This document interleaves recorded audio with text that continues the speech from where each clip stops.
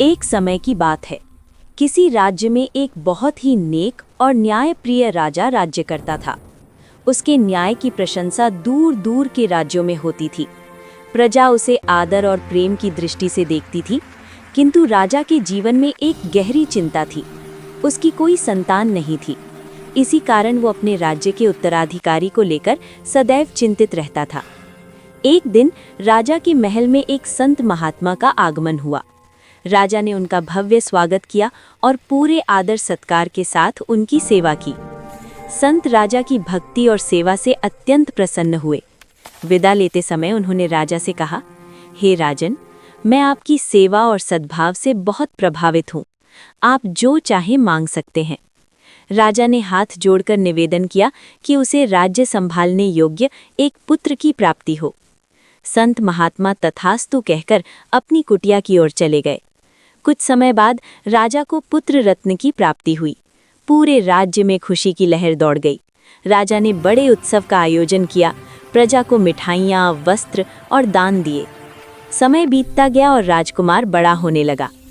एक दिन राजकुमार अपने मित्रों के साथ जंगल में शिकार खेलने गया। दिन भर घूमने के बाद भी उन्हें कोई शिकार नहीं मिला। लौटते समय अचानक राजकुमार की दृष्टि एक भागते हुए हिरण पर पड़ी। वो उसे पकड़ने के लिए घोड़े पर सवार होकर उसके पीछे दौड़ पड़ा। हिरण भागते भागते एक छोटी बस्ती में जाकर ओझल हो गया। ये बस्ती डाकुओं की थी।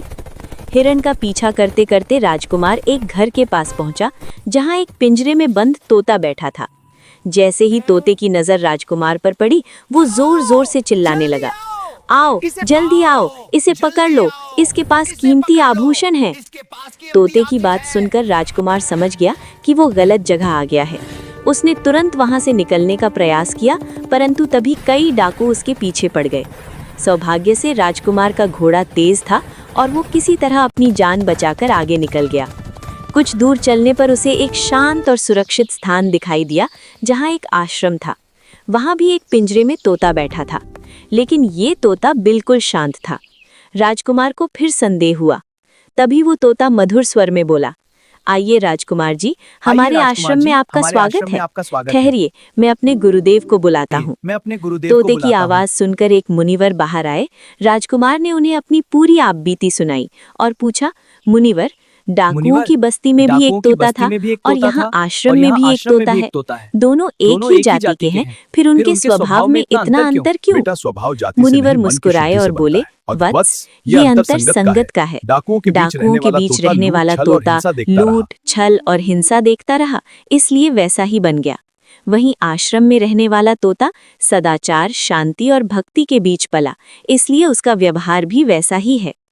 राजकुमार ने ये बात अपने हृदय में उतार ली और जीवन भर अच्छे लोगों की संगत में रहने का संकल्प लिया। मॉरल ऑफ द स्टोरी, जैसी संगत वैसी रंगत। मनुष्य और जीव जिस वातावरण और जिन लोगों के साथ रहते हैं, उन्हीं के गुण अवगुण अपनाने लगते हैं। अच्छी संगत हमें सदाचार, शांति और सही मार्ग पर ले जाती है, जबकि बुरी संगत गलत आदतों और बुरे कर्मों की ओर धकेल देती है। इसलिए हमेशा अच्छे और संस्कारी लोगों की संगत करनी चाहिए।